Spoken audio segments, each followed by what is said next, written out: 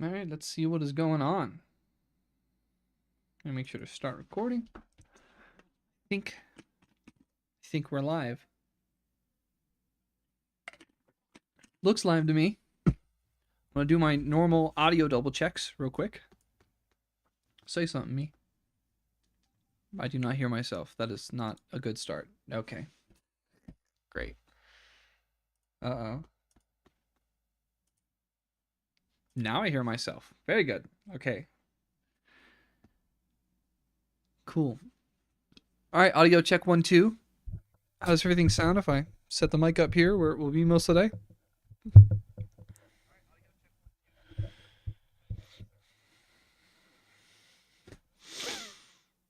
Oh, okay, bumping it doesn't sound good. I'm sorry.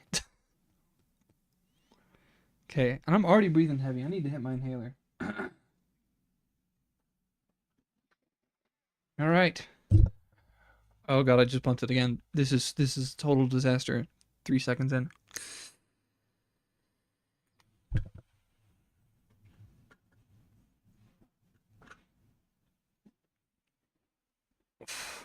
Okay. All right, we are going. I'm live. I'm trusting everything. I think we are good to go. Hello and welcome back to the Quiet Part YouTube channel. Once again, in today's live stream, we are not doing like a video gaming challenge while reading a document. We are just reading a document because I've decided it's important. And like I've thought it's important for a long time. I've just now gotten around to it. What are we doing in today's video? In today's stream, we are reading the entire United States Constitution, word for word, including all 27 amendments. That's what we're doing. Why are we doing this? Because I think it's important. I really don't know. There's a million other ways to explain it. I'm sure across political spectrums and beliefs, from the absolute most radical to the absolute most normie, you can make arguments in every possible way that it is extremely important if you live in the United States and you are a U.S. citizen, or you're even just near the U.S., you should read the United States Constitution. You should understand this founding document that outlines the structure and the highest law of the land of the United States, because as the country changes, as freedoms are threatened, as freedoms are increased, it will all be in context of this founding document. So I think if you're a person that cares about like their day-to-day life and your personal freedoms, guess what? This document is something that is going to be affecting those. It is going to be shaping how discussions regarding your freedoms are discussed in America now and moving forward, going back 200 years. So that's why we're reading it, because it's important for the sake of literacy. That's like most of these streams where I'm reading a document. Why am I doing something? For the sake of media literacy. It's something everyone should have as much of as possible. And also the secondary reason, make your teachers proud. Keep learning. Read stuff. do the hard work. Do it because it's truly the right thing to do, and it's advantageous to you, and it increases your autonomy and ability to engage with the greater community and the consequential government you find yourself within and under. So here we go. I have gone through a quick cough drop just to get my voice kind of ready for this. I'm going to be drinking water throughout the stream. I believe I saw somewhere that the Constitution, including all 27 amendments, is about 7,000 words. I think my video scripts, the longer ones are like 4,000, and those take about a half hour to get through. So I think we're in for about an hour of reading, unless I read weirdly quickly, which I will not be reading weirdly quickly, because we will also be checking the timeline of the amendments as we read them. I know the first 10 were kind of all put together on the first day, but the latter 17 all kind of trickled in at different times, and I think it's important to get the linear timeline context of the amendments as we read them, because otherwise the entire document is, it was kind of written as it was. I'm using constitutioncenter.org because they have these really good annotations that will tell you, I'm going to have to back that up a little bit. They have these really good annotations that will tell you what has been essentially struck from the original Constitution as a consequence of amendments that came through time. That's really important because that's good context of, well, does this still affect me today or does this not? It'll let us know. What else do I got to say? I don't know. I was a high school science teacher when I was a teacher. I value education. I value learning. But because of what I taught, I did not do a lot of reading aloud when I was teaching, which means like my voice's ability to read aloud for a long time without getting strained, I think it's especially bad, given my asthma too. And I also just woke up. I don't know why, but I always do these streams right after I wake up. So I'm going to hit my inhaler one more time. Try and make sure all my mouth parts are kind of ready for what we're about to do.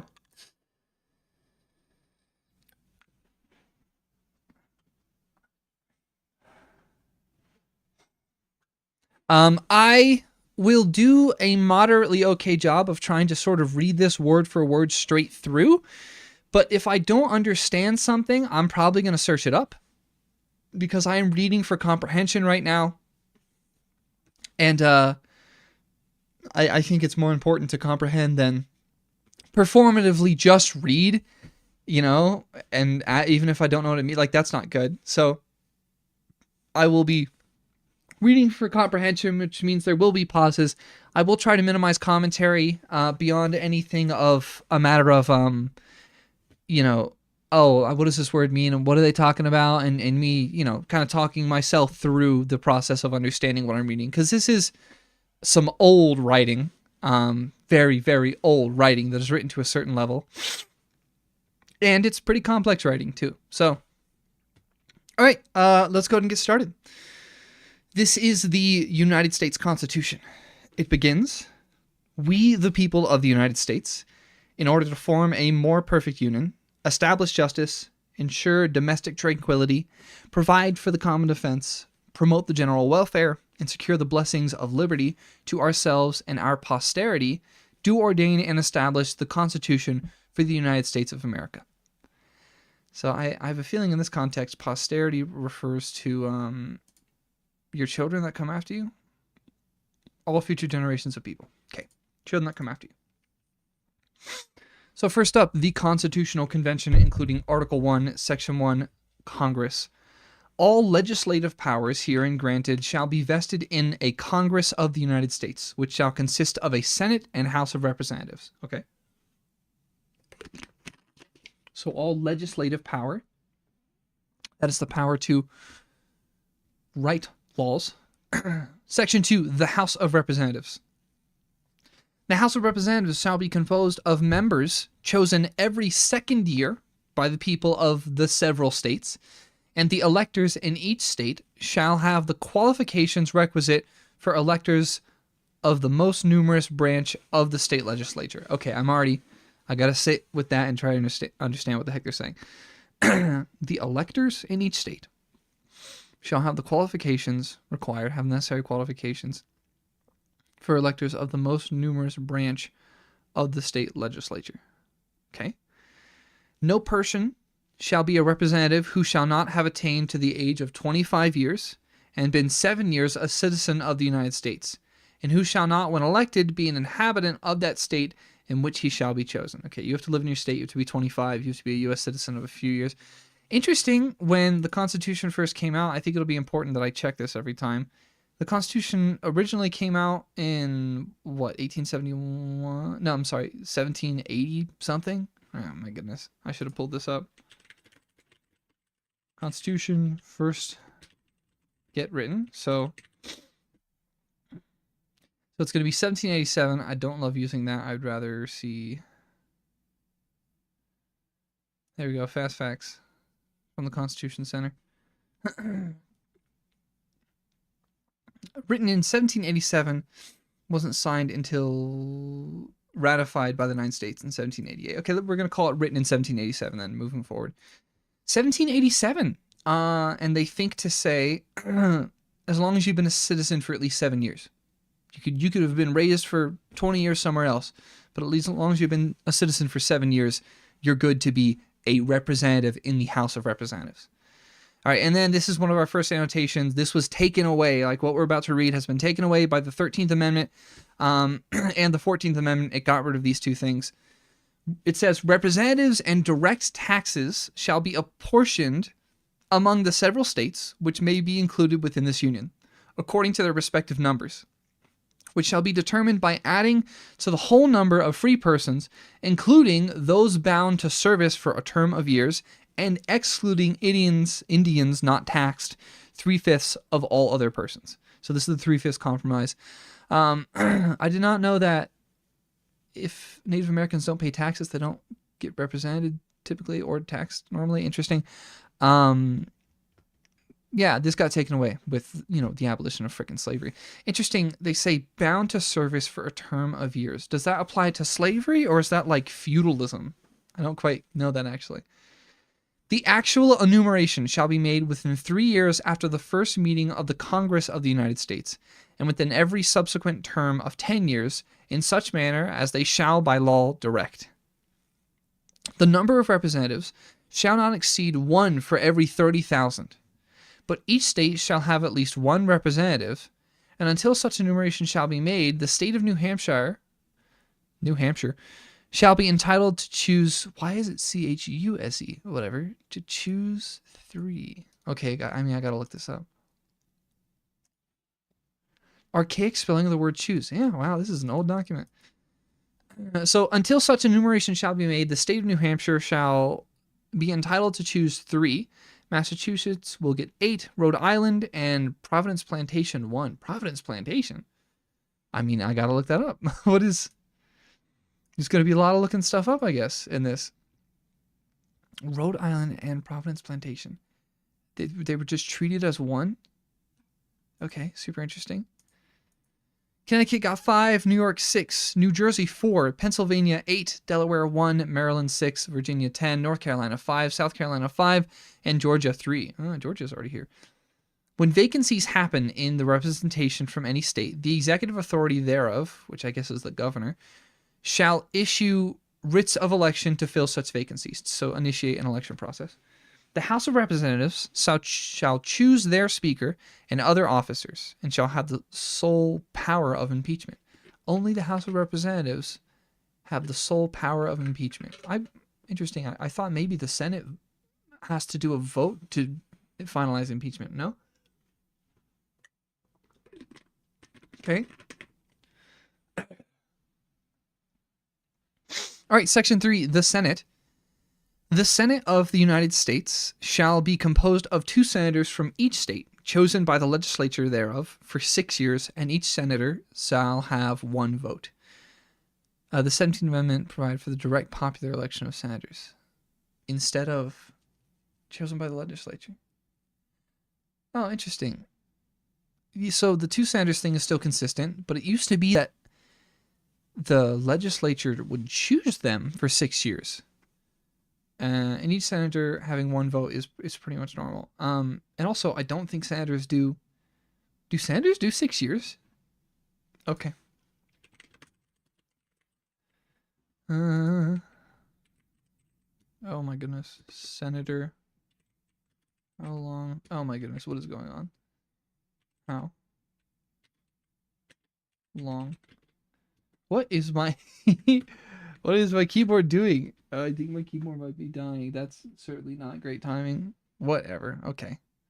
I'll use this then to search something up like that.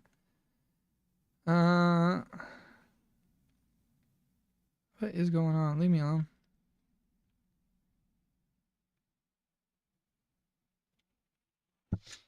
Okay. My keyboard is freaking out on me.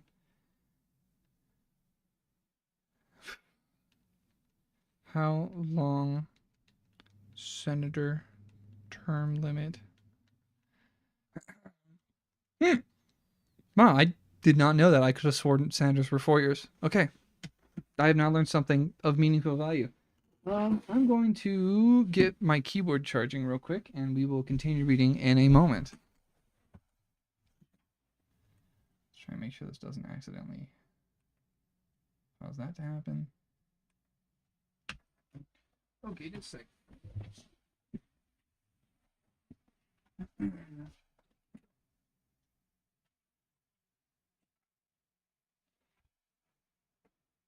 It'll always be something. Streams must be scuffed. There's no such thing as a perfect stream where there's absolutely zero issues. Okay. Okay, I'm sure that wasn't terribly loud when it did that noise. All right. Okay, I did not know senators had 6 years. Immediately after they shall be assembled in consequence of the first election, they shall be divided as equally as may be into 3 classes. The seats of the senators of the first class shall be vacated at the expiration of the second year, of the second class at the expiration of the fourth year, and of the third class at the expiration of the sixth year, so that 1/3 may be chosen every second year. That's why I think senators aren't 6 years, but I get it now. They're going to divide it into 3 rotating classes, which means the Senate can do a third flip at a given year. Not that that would ever happen, but it could move in a partisan way, given our context now. A third could move in just 2 years. You could do 2/3 in 2 years. Interesting. I guess it's kind of purposeful to not do it in halves. All right, and if vacancies happen by resignation or otherwise during the recess of the legislature of any state, the executive thereof may make temporary appointments until the next meeting of the legislature, which shall then fill such vacancies. Temporary appointments. So this is like fill-ins, and I guess we got rid of that. The filling of vacancies was altered by the 17th Amendment, so this part is no longer valid in a traditional way. No person shall be a senator who shall not have attained the age of 30 years and been 9 years a citizen of the United States, and who shall not, when elected, be inhabitant of that state for which he shall be chosen. There's a lot of he in this, which I guess women didn't have rights back then. So, interesting that to be a senator, you have to be older than a representative. Maybe because there's only 2 per state, your portion of representation is a lot higher, so they consider the stakes to be higher.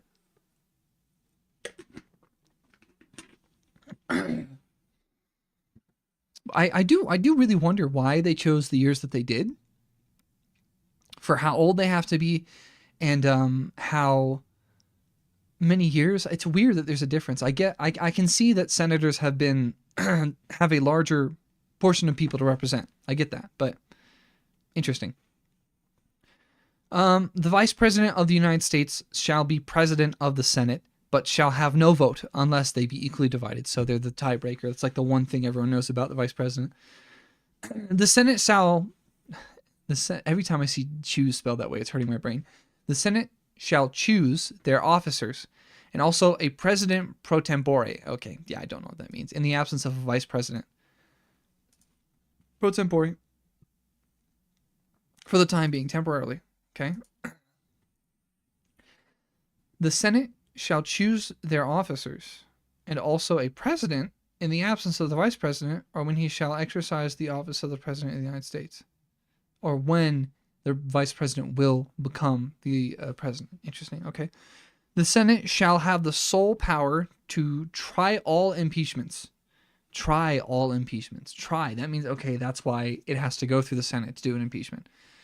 When sitting for that purpose, they shall be on oath or affirmation. When the President of the United States is tried, the Chief Justice shall preside, and no person shall be convicted without the concurrence of 2/3 of the members present. Okay, so the power of impeachment, of initiating the impeachment process, lies with the House of Representatives, but approving the impeachment lies with the Senate, I guess. Judgment in cases of impeachment shall not extend further than to removal from office and disqualification to hold and enjoy any office of honor, trust, or profit. Profit? What does that mean in this context? Under the United States. But the party convicted shall nevertheless be liable and subject to indictment, trial, judgment, and punishment according to law. I wonder what trust or profit back then was referring to, right? Like if a president gets impeached, they're not allowed to make money or something? Like what is... I really am not certain what that meant in that context, but I don't think it'll be an easy Google, so we'll continue.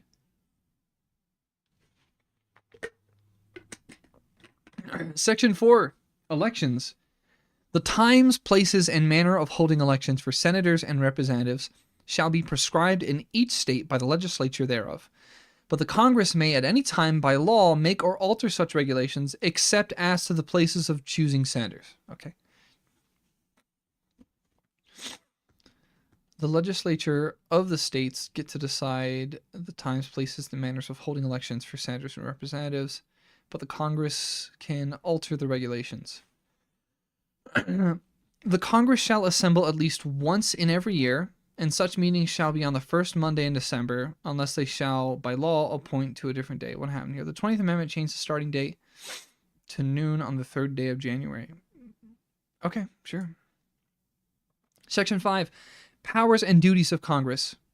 Each house shall be the judge of the elections, returns and qualifications of its own members, and a majority of each shall constitute a quorum to do business, but a smaller number may adjourn from day to day and may be authorized to compel the attendance of absent members in such manner and under such penalties as each house may provide. Oh, if people don't show up, you can force each other to show up. I think we've heard about that in news recently. A quorum. I gotta double check what quorum means in this context. Must be present at any meeting to make so the minimum number of people.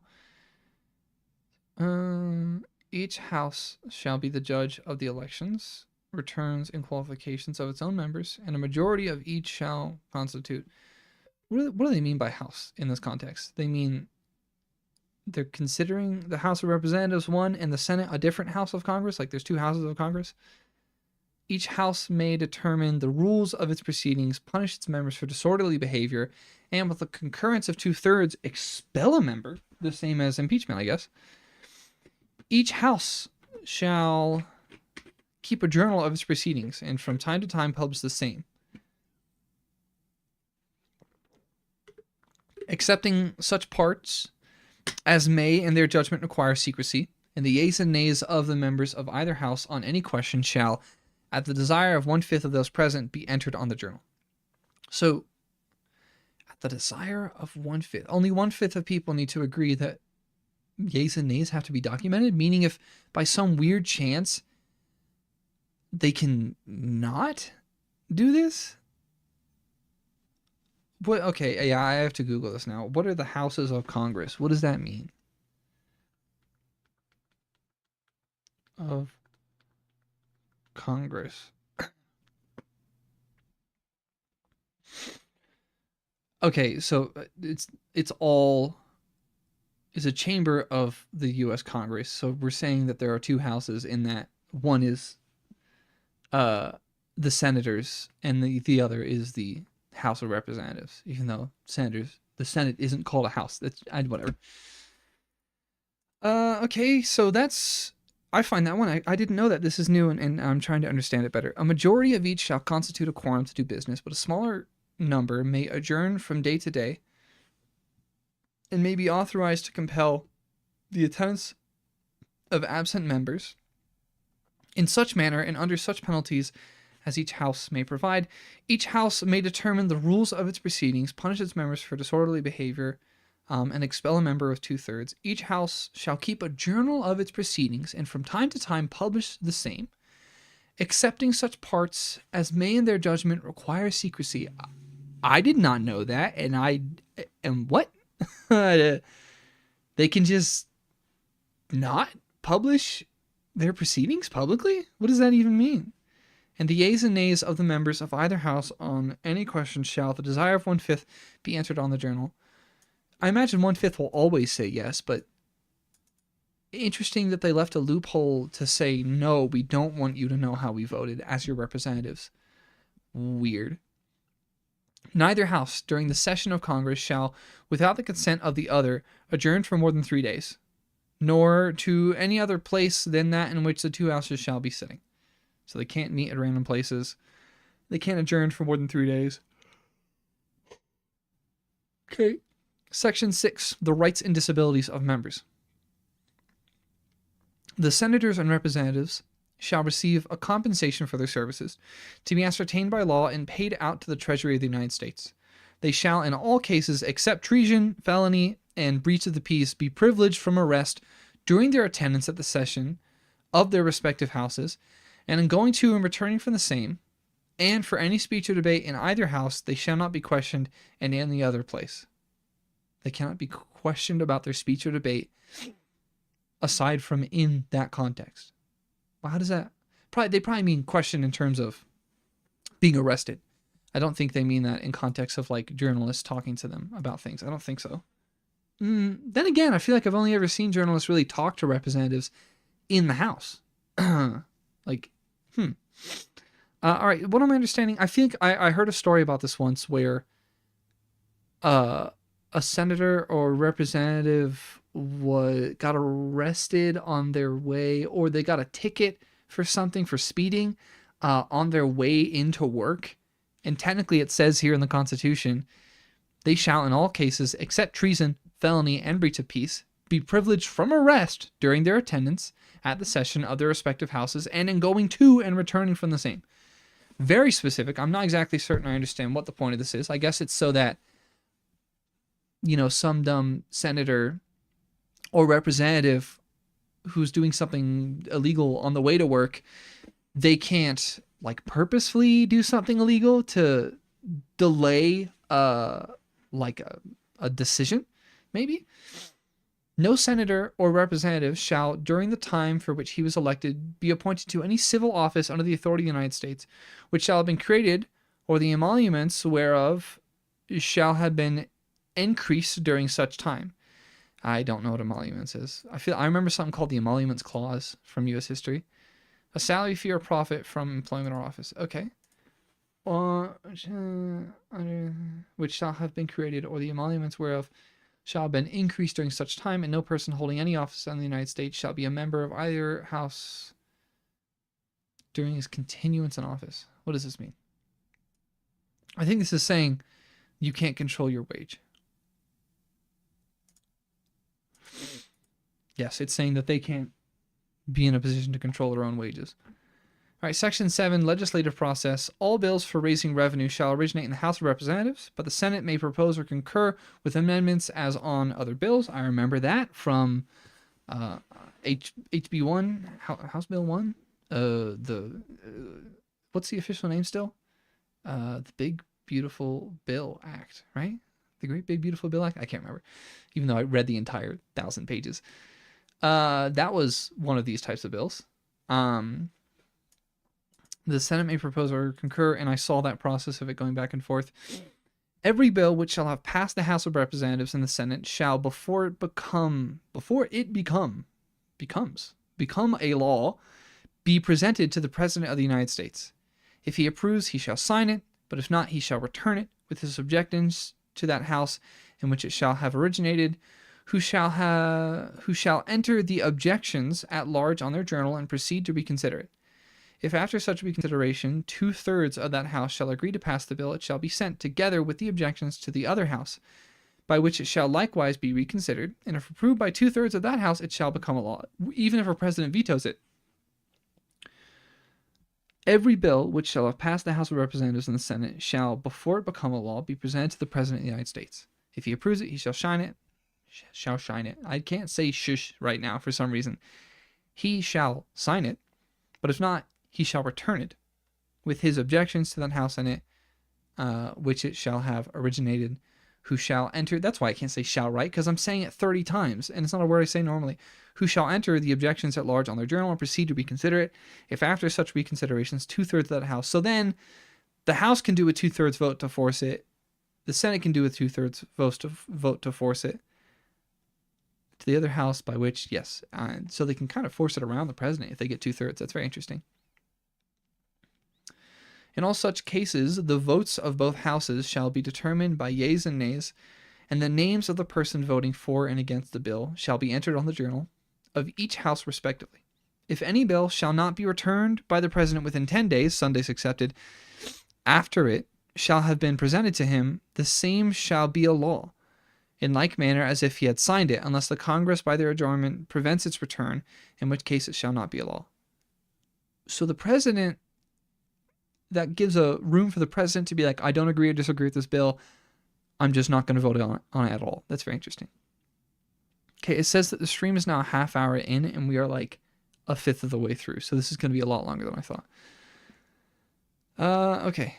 Every order, resolution, or vote to which the concurrence of the Senate and the House of Representatives may be necessary, except on a question of adjournment, shall be presented to the President of the United States, and before the same shall take effect, shall be approved by him, or being disapproved by him, shall be repassed by 2/3 of the Senate and House of Representatives, according to the rules and limitations prescribed in the case of a bill. Every order, resolution, or vote to which the concurrence of the Senate may be necessary shall be presented to the President, shall be approved by him. Oh, okay. So it's not just bills and revenue bills. It's orders, resolutions, and votes in general have to go through the president too. Am I understanding this right? Take effect, approved by him. Yeah? Okay, Section 8, Powers of Congress. The Congress shall have power to lay and collect taxes, duties, imposts, and excises, to pay the debts and provide for the common defense, except spelled weird, I think. Is that how you spell defense? Maybe it's a different word. Defense and general welfare of the United States, but all duties, imposts, and excises shall be uniform throughout the United States. Oh, interesting. So this is all, anything the Congress votes on, it's got to be fair for every state, I guess. To borrow money on the credit of the United States, to regulate commerce within foreign nations, with foreign nations, and among the several states, and with the Indian tribes, to establish a uniform rule of naturalization and uniform laws on the subject of bankruptcies throughout the United States, to coin money, regulate the value of that money, value thereof, and of foreign coin, and fix the standard of weights and measures, which is like the gold standard, to provide for the punishment of counterfeiting the securities and current coin of the United States, to establish post offices and post roads. What? That's a power of Congress. They establish post offices and post roads. To promote the progress of science and useful arts by securing for limited times to authors and inventors the exclusive rights to their respective writings and discoveries.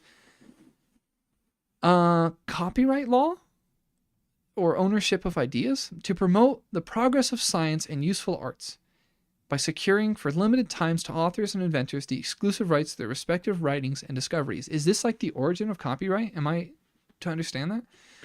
To constitute tribunals inferior to the Supreme Court. Dude, unfortunately, I don't know what tribunal means.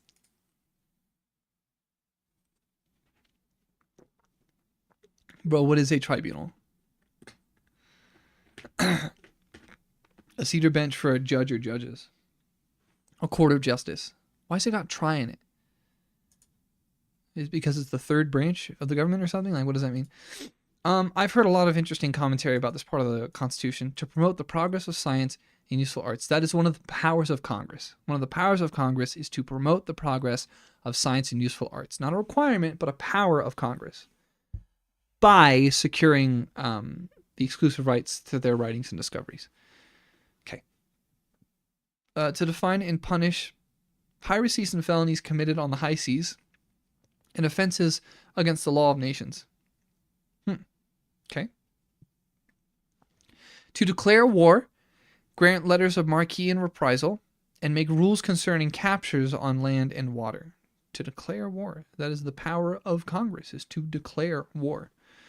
To raise and support armies, but no appropriation of money to that use shall be for a longer term than 2 years. So money can't be forced in any one direction for more than 2 years. They provide and maintain the Navy. The Congress make rules for the government and regulation of the land and naval forces.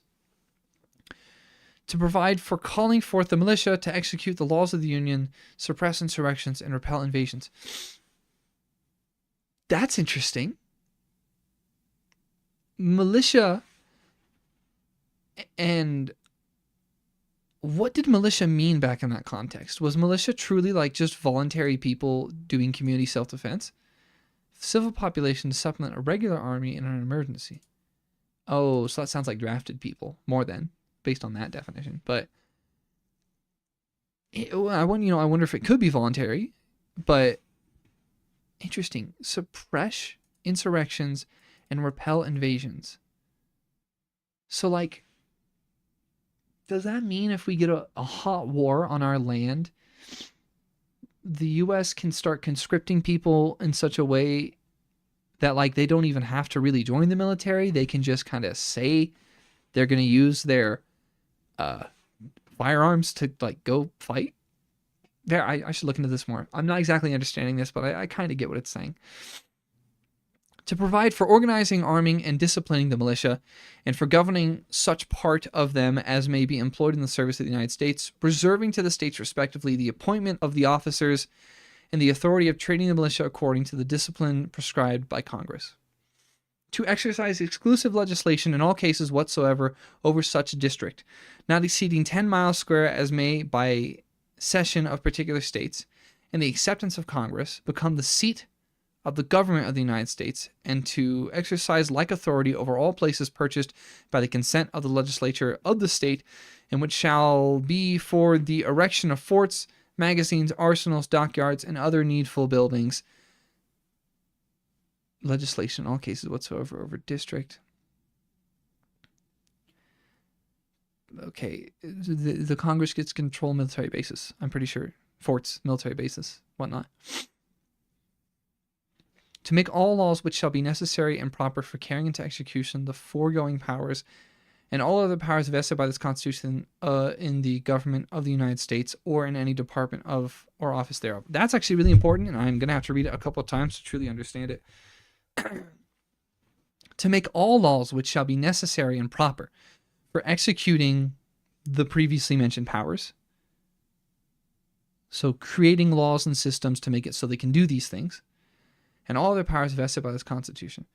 So hypothetically, to provide for calling forth the militia to execute the laws of the Union, suppress insurrections. Interesting. Okay. Section 9, powers denied to Congress. It looks like this has been amended. The obsolete provision was designed to protect the slave trade from congressional restrictions. Great. So the thing I'm about to read is racist. The migration or importation of such persons as any of the states now existing shall think proper to admit, shall not be prohibited by the Congress prior to the year 1808, but a tax or duty may be imposed on such importation, not exceeding $10 for each person. Great. Protecting the right to own slaves. What a classic. What a classic. The privilege of the writ of habeas corpus shall not be suspended. Okay, habeas corpus is like due process, right? Am I crazy? No, Copilot, I don't want to see your version of it. I want to read Wikipedia. Habeas corpus is a legal procedure invoking the jurisdiction of a court to review the unlawful detention or imprisonment of an individual. Yeah, it's like due process. What is a writ of habeas corpus?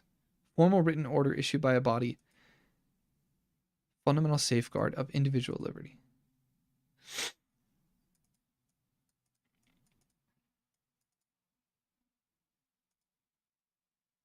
The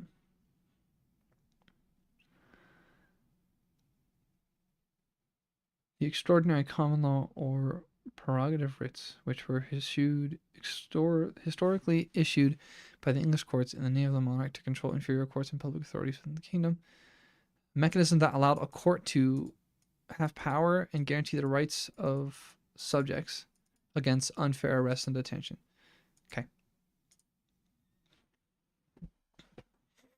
Back to it. Powers denied Congress. The privilege of the writ of habeas corpus shall not be suspended unless when in cases of rebellion or invasion, the public safety may require it. Okay, so the Congress is not allowed to interfere with due process and stop a person saying that they've been wrongfully detained or arrested or held. No bill of attainder or ex post facto law shall be passed. Guys, I don't even know what that entire sentence means. No, Copilot, leave me alone. What does this mean in context? Cases have given broad and generous meaning to the constitutional protection against bills of attainder by interpreting it to ban not only legislation imposing a death sentence, as the term was used at English common law, but also legislation that imposes other forms of punishment. I don't know what a bill of attainder is still, though, or ex post facto law shall be passed. What is ex post facto? I'm not reading the summary. Philippines. Act of legislature declaring a person or group guilty of a crime without a trial. Whoa, what? No, no bill of attainder or ex post facto law shall be passed. They cannot just decide someone is guilty without trial. Okay, so this is all that sort of stuff. A law that changes legal consequences that were committed before the enactment of the law. Okay, so no retroactively changing laws just to screw people over. I get it. No capitation or other district tax of or other direct tax shall be laid unless in proportion to the census or enumeration herein before directed to be taken. This has been amended, superseded by the 16th Amendment. Okay. Okay. No tax or duty shall be laid on articles exported from any state. What does articles mean in this context? No tax or duty shall be laid on articles exported from any state. I know I'm going to have to read this several times outside of this stream and try to understand what every single one of these words means in context. No preference shall be given by any regulation of commerce or revenue to the ports of one state over those of another, nor shall vessels bound to or from one state be obliged to enter, clear, or pay duties in another. So these are powers denied to Congress? No money shall be drawn from the Treasury, but in consequence of appropriations made. So they have to do the appropriations process to use money from the Treasury, and a regular statement and account of the receipts and expenditures of all public money shall be published from time to time. No title of nobility shall be granted by the United States, and no person holding any office of profit. Okay, now I can kind of figure out what office of profit means. Financial gain, benefit to the person holding it. Financial profit. Holding it some money or benefit. Remunerations, financial advantage, benefits. I mean, most of these jobs do get compensation, so doesn't that mean they're all offices of profit? Executive appointments. The executive as a means to secure the independence of the legislature to preserve the separation of powers. Okay. Now I kind of get it. An office of profit is literally just a position that gives you an opportunity to make extra money. No person holding any office of profit or trust under them shall, without the consent of the Congress, accept of any present, emolument, office, or title of any kind whatever from any king, prince, or foreign state in general. Interesting that they knew ahead of time to just say foreign state. And it's interesting to see the Constitution using the state word as its literal original meaning. Just a fill-in for the word government. Section 10, powers denied to the states. No state shall enter into any treaty, alliance, or confederation. States can't agree with each other. They can't alliance. They can't form their own thing. They can't grant letters of marque and reprisal. I still don't know what that means. Oh, that looks aggressive, though. I'll tell you that. Mercenary private captains. Oh my God, it's piracy. So they can't fund piracy. They can't coin their own money. They can't emit bills of credit. They can't make anything but gold and silver coin, a tender and payments of debts. Wait, make anything but gold and silver coin, a tender and payments of debts, pass any bill of attainder. They can't do the thing where they get in the way of that. Contracts or grant any title or nobility. So states can't do that. No state shall, without the consent of the Congress, lay any imposts or duties on imports or exports. I'm pretty sure that's just another word for tariffs, except which may be absolutely necessary for executing its inspection laws, and the net produce of all duties and imposts laid. I'm going to double check. I know, I'm almost certain that this is another word for tariff.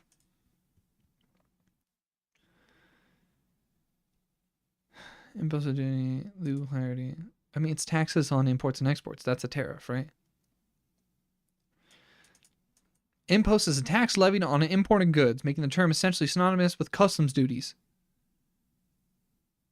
Historical practice of charging a fee upon the entry of foreign merchandise into a country's port or territory. It's a tariff. Cool. So no state can make up tariffs, only the federal government can. You are going to notice this thing where I do the quick highlighting. You're going to have to deal with it. That's just how I am. No state shall, without the consent of Congress, lay any duty of tonnage, keep troops, or ships of war in time of peace. Enter into any agreement or compact with another state or with a foreign power, or engage in war unless actually invaded or in such imminent danger as will not admit of delay. Okay, so states really can't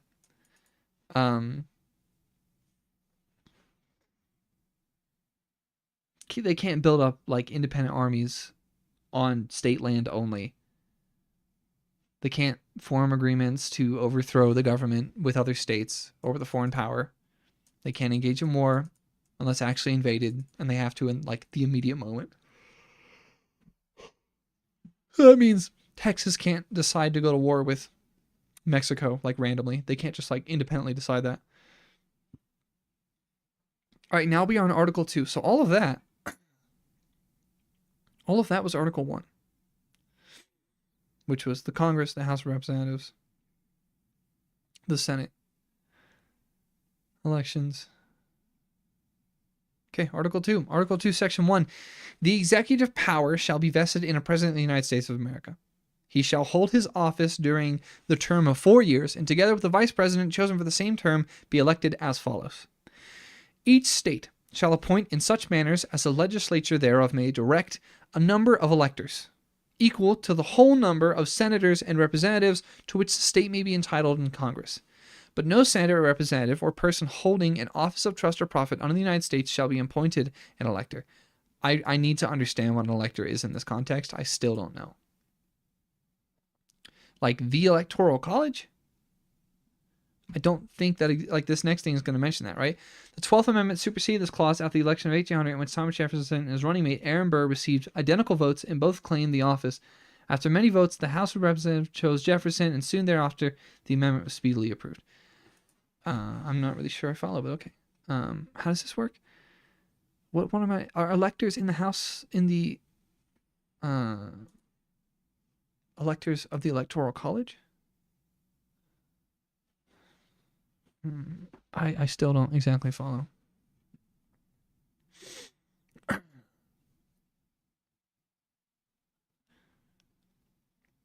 Each state to appoint a number of electors equal to that to the state's congressional delegation, the number of members of the House of Representatives plus their senators. Oh, that's all collectively the Electoral College.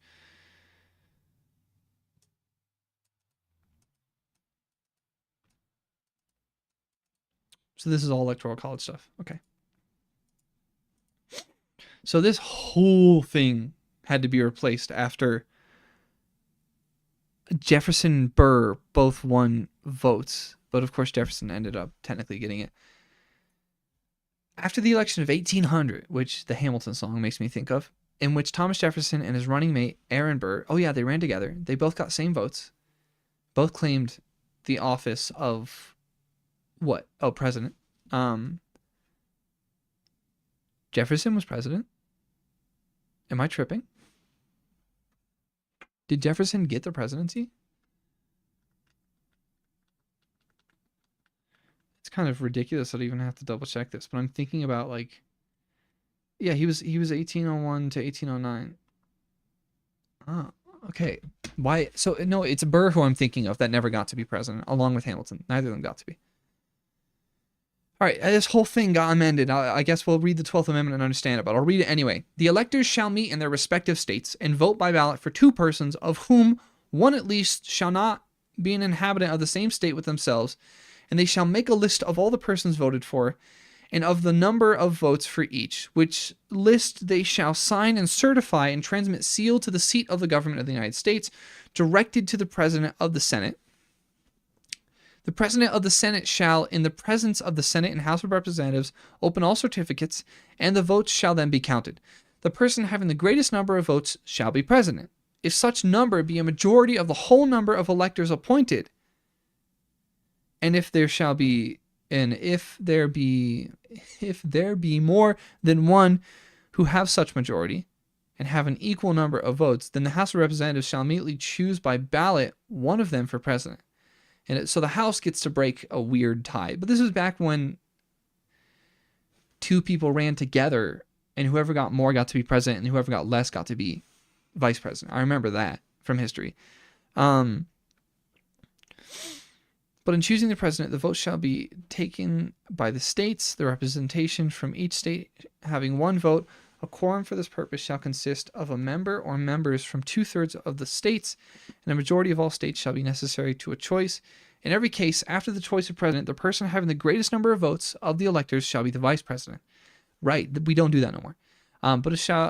But if there should remain 2 or more who have equal votes, the Senate shall choose from them.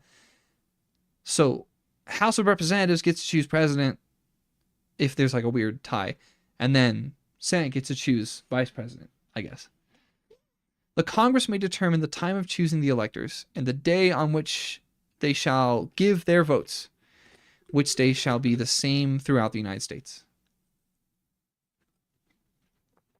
No person except a natural-born citizen or a citizen of the United States at the time of the adoption of the Constitution shall be eligible to the office of president. Neither shall any person be eligible to that office who shall not have attained the age of 35 and be 14 years a resident. So it just goes up, right? Senate is low. No. House of Representatives is the lowest. It's like 25 and 7 years or something. No, yeah, 25 and 7 years, I think. And then Senate is 30 and 9 years. And then president is 35 and 14 years. Okay, what is this one? The 25th Amendment supersedes this clause regarding presidential disability, vacancy of the office, and methods of succession. In case of the removal of the president from office or of his death, resignation, or inability to discharge the powers and duties of the said office, the same shall devolve on the vice president, and the Congress may by law provide for the case of removal, death, resignation, or inability, both of the president and vice president, declaring what officer shall then act as president, and such officer shall act accordingly until the disability be removed or president shall be elected. Disability. So is it just like a hurt? Like disability in this context really just means like injury too. Like something that might heal when the president, heals up. But this got amended by the 25th Amendment, I guess. The president shall, as stated times, receive for his services a compensation which shall neither be increased nor diminished during the period for which he shall have been elected. I think it's like $300,000 a year. And he shall not receive within that period or any other emolument from the United States or any of them. Before he enters on the execution of his office, he shall take the following oath of affirmation. I do solemnly swear or affirm that I will faithfully execute the office of the President of the United States and will to the best of my ability preserve, protect, and defend the Constitution of the United States. That is the ceremony. Well, I forget what this is called, though. What is it called? I don't remember. You know the one. Happens in like January, right? I can't remember. What the presidential... I don't know. It's when they take the oath. It's like a big thing. Section 2. The president shall be commander-in-chief of the Army and Navy of the United States and of the militia of the several states. When called into the actual service of the United States, he may require the opinion in writing of the principal officer in each of the executive departments upon any subject relating to the duties of their respective offices, and he shall have power to grant reprieves and pardons for offenses against the United States, except in cases of impeachment. So impeachments are a third-party thing. Like in cases of his impeachment or like impeachment happening to other elected officials. And he can't pardon those, I guess. I think it's both him and maybe other officials. Though I do have a feeling I'm misunderstanding. I think impeachment is a word that really, truly only exists for the president.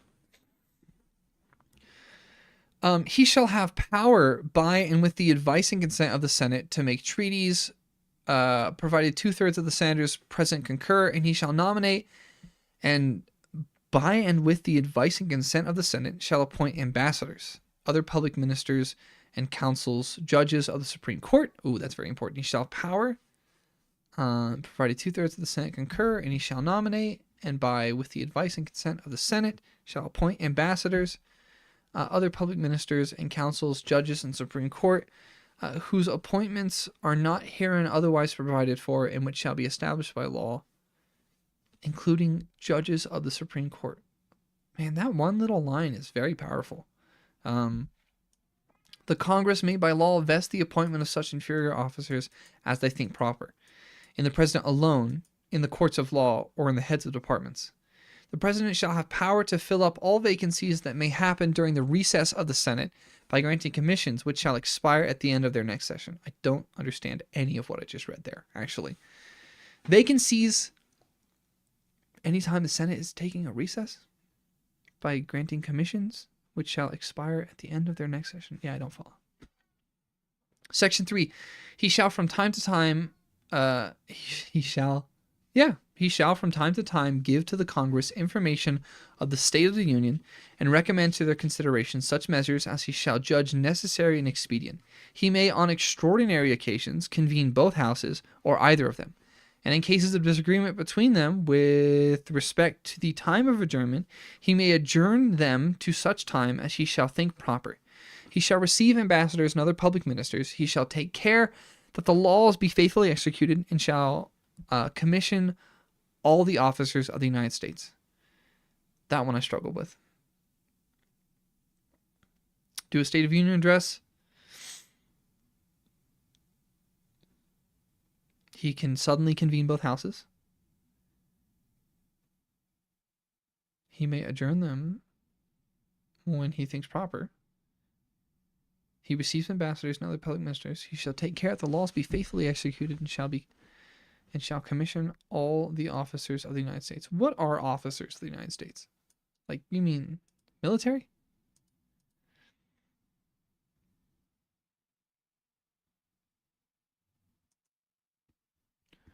Function of the executive and judicial branches. Delegated some parts power. Not a title, but a term. Appointments clause, which I just read. Federal judges and ambassadors and other public ministers and councils are appointed by the president with the advising consent of the state. May appointment. Civilian officers of the United States are entitled to preface their names with the honorific, the honorable. Oh, these are people that get the word the honorable. Oh, people rarely do it, though. Officers of the U.S. shall not be confused with employees of the U.S. The latter are more numerous and lack the special legal authority of the former. Okay, interesting. Section 4. The President, Vice President, and all civil officers of the United States shall be removed from office on impeachment. Oh, yeah, so President, Vice President, and civil officers shall be removed from office on impeachment for and conviction of treason, bribery, or other high crimes and misdemeanors. Shall be. If they are convicted of treason, bribery, or other... Dude, how have we not done the bribery thing at this point in American history? How have we not pulled that off? But they're removed of impeachment for and conviction of treason, bribery, or other high crimes. So you can only be impeached and convicted. You know, both those things have to happen, I guess. Article 3, Section 1. The judicial power of the United States shall be vested in one Supreme Court and in such inferior courts as the Congress may from time to time ordain and establish. The judges, both of the Supreme Court and inferior courts, shall hold their offices during good behavior and shall, at stated times, receive for their services a compensation, which shall not be diminished during their continuance in office. Okay? Section 2. The judicial power shall extend to all cases, in law and equity, arising under this Constitution, the laws of the United States, and treaties made, or which shall be made, under their authority, to all cases affecting ambassadors, other public ministers and councils, to all cases of admiralty and maritime jurisdiction, pirates and navy, to controversies to which the United States shall be a party. Okay, and this got amended. A portion of Article 3, Section 2 was changed by the amendment. To controversies between two or more states, between a state and citizens of another state, between citizens of different states, between citizens of the same state claiming lands under grants of different states, and between a state or of citizens thereof and foreign states, citizens, or subjects. What? All cases under the Constitution and laws under the United States which shall be made under their authority to all cases affecting public people, to all cases involving the Navy, maritime jurisdiction, so not literally the Navy, but just the ocean. To controversies to which the United States shall be a party, controversy. So they're using the word controversy to talk about any court case. So yes, it's the supreme law of the land. In all cases affecting ambassadors, other public ministers and councils, and those between two or more states, it's genuinely just saying that the Supreme Court is indeed supreme. Those in which a state shall be party, the Supreme Court shall have original jurisdiction. In all of the cases before mentioned, the Supreme Court shall have appellate jurisdiction, appellate jurisdiction, both as to law and fact, with such exceptions and under such regulations as the Congress shall make. The trial of all crimes, except in cases of impeachment, shall be by jury. That was a choice. That was certainly a choice. The trial of all crimes, except impeachment, shall be by jury, and such trial shall be held in the state where the said crimes shall have been committed, but not when committed within any state. But not when committed within any state, the trial shall be at such places or times as Congress may by law have directed. So Congress gets to control where courthouses are, I guess. That one line is really interesting and really powerful in like a personal way. The trial of all crimes except in cases of impeachment shall be by jury. Really? What a choice. I wonder why the founders chose that. Is this genuinely like they just thought that people can't be trusted or something? Or like, was this a self-protection thing to protect people in power? I really wonder about that. For the United States, and what I think of the U.S., this is a weird contradiction. I mean, it's not like I didn't know that obviously impeachment is this weird process with the House and the Senate, and like I knew that. But it's interesting how they made a choice at the very beginning to say, no, people won't get any influence over it. It has to be people in power making the decision, which that's so interesting. Section 3. Treason against the United States shall consist only in levying war against them or in adhering to their enemies, giving them aid and comfort. No person shall be convicted of treason unless on the testimony of two witnesses to the same overt act or on confession in open court. The Congress shall have power to declare the punishment of treason, but no attainder of treason shall work corruption of blood or forfeiture except during the life of the person attainted. Oh. No, so you can't pass it down to people when they commit treason. The punishment can't affect multiple people. It can only affect the main person. Okay. All right, now we are in Article 4. Oh, yeah, I didn't even realize we were in Article 3 for a second there. Article 4, Section 1. Full faith and credit shall be given in each state to the public acts, records, and judicial proceedings of every other state. And the Congress may by general laws prescribe the manner in which such acts, records, and proceedings shall be proved and the effect thereof. What did I say when I started this? It's been an hour and 3 minutes. I said it would be. It's going to be about an hour. No, it's not. This is such a higher reading level. Oh my gosh. This is going to be like 2 or 3 hours. Cool. This is probably why U.S. history teachers make the Constitution like a month-long unit. Because with 50-minute classes, like there's no way you're getting teenagers to read this, especially raw, without like a bunch of annotations. There's no way you're getting them to read this and comprehend it. No way. Full faith and credit shall be given in each state to the public acts, records, and judicial proceedings of every other state, and the Congress may by general laws prescribe the manner in which such acts, records, and proceedings shall be provided and the effect thereof. Section 2 of Article 4. The citizens of each state shall be entitled to all privileges and immunities of citizens in the several states. Okay, right. So, a person charged in any state with treason, felony, or other crimes who shall flee from justice and be found in another state shall, on demand of the executive authority of the state from which he fled, be delivered up to be removed to the state having jurisdiction of the crime. Delivered up. That's an interesting way of saying it. This clause applicable to fleeing slaves is now obsolete. No person held to service or labor in one state, so that is, they meant slaves, No person held to service or labor in one state under the laws thereof, escaping into another, shall, in consequence of any law or regulation, be discharged from such service or labor, but shall be delivered. Dude, this is disgusting. Yeah, if a slave flees, being, I'm not going to censor myself.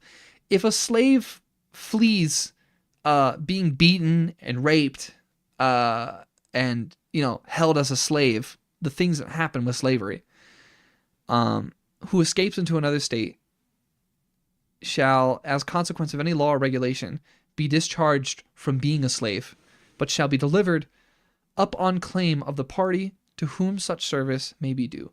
Dude, this is evil. Like, how is this only 200 years ago? I sometimes this just makes me think, like, dude, this must be like 1,000 years ago to be talking about people like that. But no, it's just 200 years ago. It's not like the U.S. is special for that. But Jesus Christ, slavery was only 200 years ago. I feel like we don't internalize that enough. Section 3. New states may be admitted by the Congress into this union, but no new state shall be formed or erected within the jurisdiction of any other state. Okay, so we can't split states. Yep. Nor any state be formed by the junction of two or more states, or parts of states, without the consent of the legislature of the states concerned as well as the Congress. So we're allowed to have new states. I wonder what would happen if in the modern day, like, a country came to the U.S. and was like, make us a state.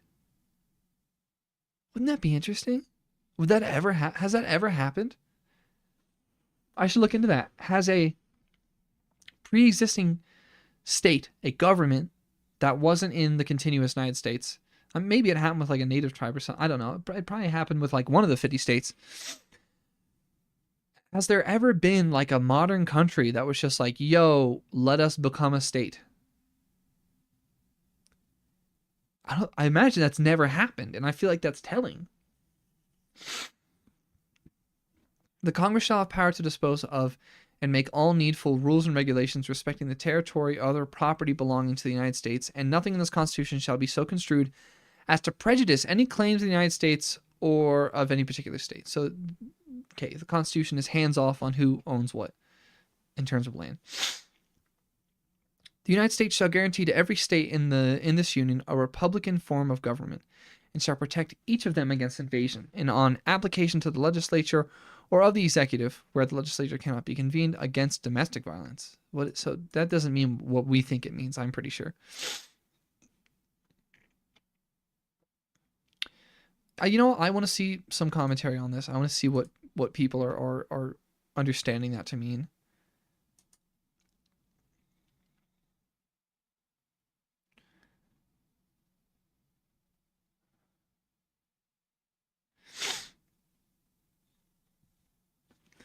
The guarantee clause makes 3 related assurances to the states: a guarantee of a republican form of government, republican insofar as a republic, a representative republic. An early version of the guarantees clause was among the resolutions of the Virginia Plan Institutes of the Constitutional Conventions. Madison, the resolution went through several formulations during the debates. During a key debate, objected to the resolution because he should be very willing that such laws as exist in Rhode Island ought to be guaranteed.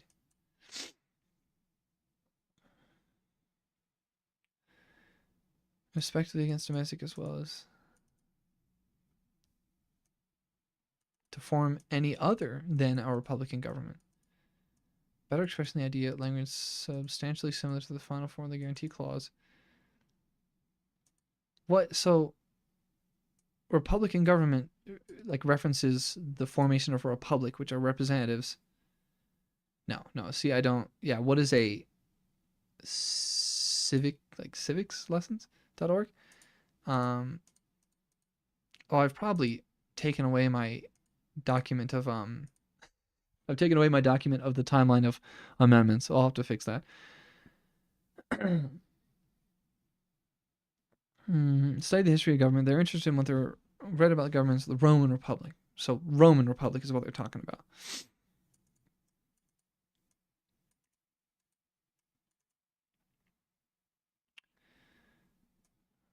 So the government of Rome was called a republican government. The founders read that republican government was one in which The power of people is held by the people. The people give power to leaders they elect to represent them, a representative republic, and serve their interest. The representatives are responsible for helping all the people in the country, not just a few people. I mean, so like, again, that just doesn't sound like anything other than democracy to me. Clearly. It's the two parts, right? It's the two parts that kind of merge together.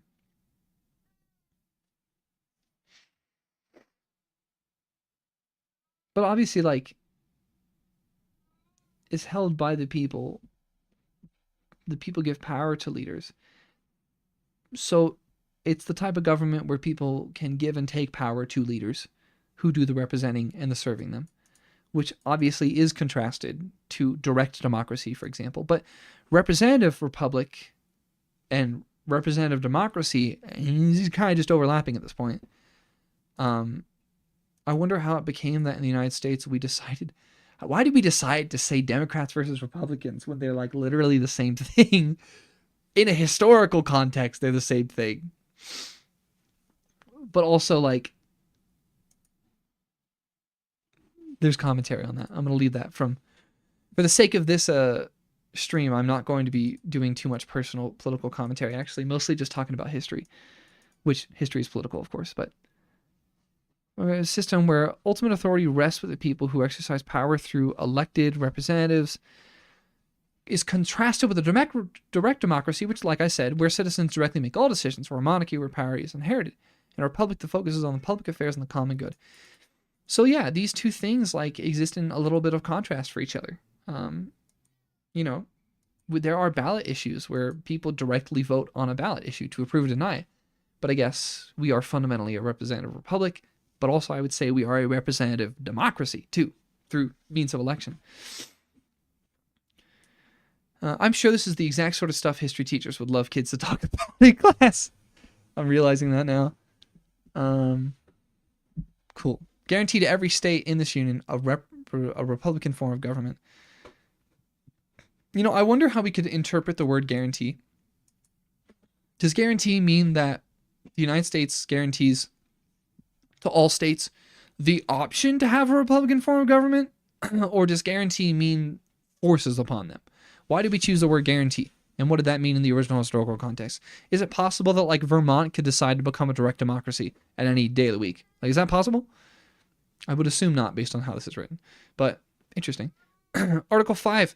The Congress, whenever 2/3 of both houses shall deem it necessary, shall propose amendments to this Constitution, or on the application of the legislature of 2/3 of the several states, shall call a convention for proposing amendments, which in either case shall be valid to all intents and purposes as part of this Constitution. When dude, run on sentences. I haven't complained about it yet, but run on sentences.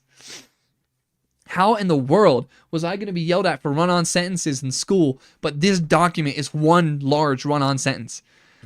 When ratified by the legislature of 3/4 of the several states or by conventions in 3/4 thereof, as the one or the other mode of ratification may be proposed by the Congress, provided that no amendment which may be made prior to the year 1808 shall in any manner affect the first and fourth clauses in the 9th section of the first article, and that no state without its consent shall be deprived of its equal suffrage in the state. All right, I'm going to take a pause real quick to drink some water and possibly get another cough drop. I will return momentarily. We're at about halfway, and we are an hour and 15 minutes in, which means we've got a lot more going. But I hope that as we move forward through the amendments, the language gets more modern, because it should be more modern.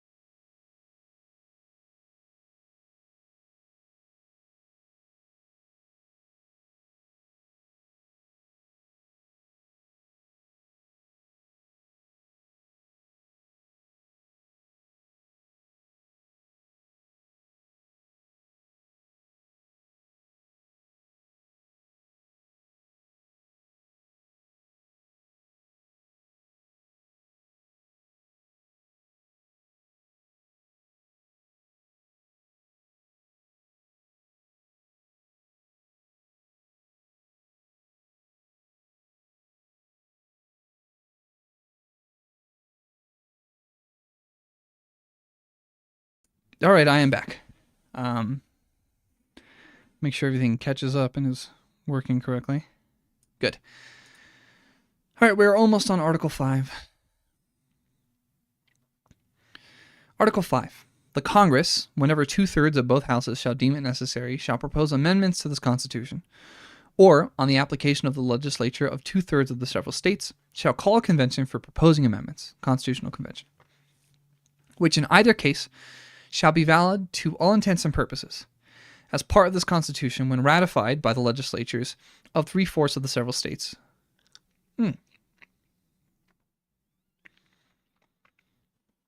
They shall call a convention for proposing amendments, which in either case shall be valid as part of this Constitution when ratified by the legislatures of 3/4 of the several states, or by conventions in 3/4 thereof, as the one or the other mode of ratification may be proposed by the Congress, provided that no amendment which may be made prior to the year 1808 shall in any manner affect the first and fourth clauses in the 9th section of the first article, and that no state without its consent shall be deprived of its equal suffrage in the Senate. Okay, so no states can make amendments that completely break the Constitution. Article 6. All debts contracted and engagements entered into before the adoption of this Constitution. Sorry. I wonder if it's allergies or that I'm sick. I do indeed wonder. Okay.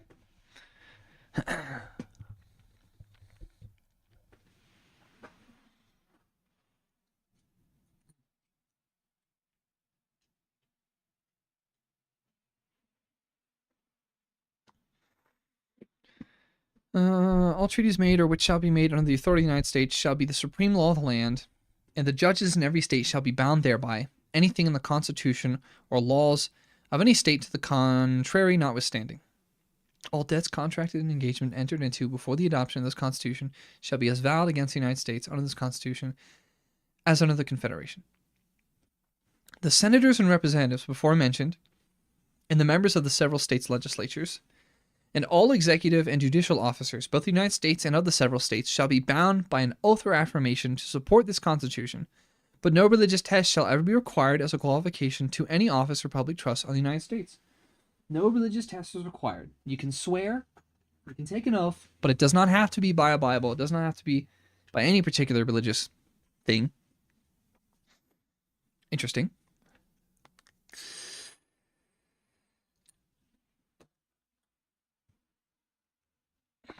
The ratifications of the conventions of 9 states shall be sufficient for the establishment of this Constitution between the states so ratifying the same. Okay, that's just a circular reasoning thing. I'm no sick. I mean, maybe I'm sick. I don't know. First Amendment. Okay, we are now into the amendments, so half the damn document is amendments. The second half is not amendments. I'm sorry, the second half is amendments. The first half is the original one written in 1871 or whatever. When did the Constitution get written? Can't believe I've already forgot this. 1787. I don't know why I keep saying 1871. That's completely wrong. I don't know why I keep saying that wrong like that.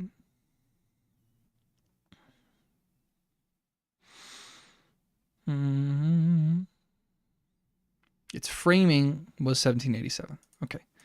So now I want the timeline of all amendments to U.S. Constitution. 27 amendments. And I want the Wikipedia page. Leave me alone. AI summary. I do not care for you. So everything we just read was written in 1787. It's 2026. I'm not doing this on my head because I don't want to do it wrong.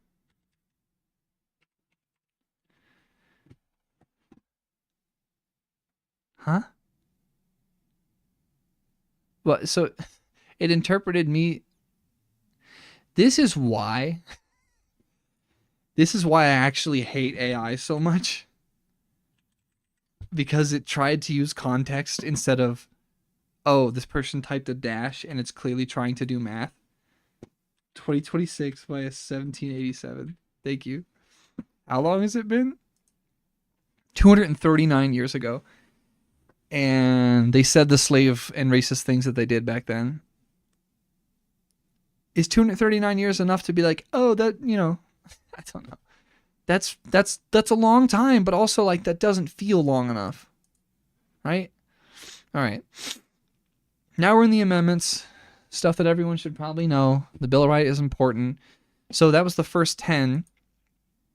The first 10 were all put together in 1791, a few years after the original Constitution was kind of figured out.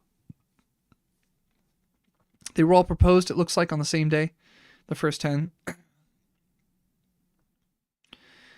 And I believe this is called the Bill of Rights. The First Amendment. Congress shall make no law respecting an establishment of religion or prohibiting the free exercise thereof, or abridging the freedom of speech, or of the press, or the right of the people peacefully to assemble, and to petition the government for a redress of grievances.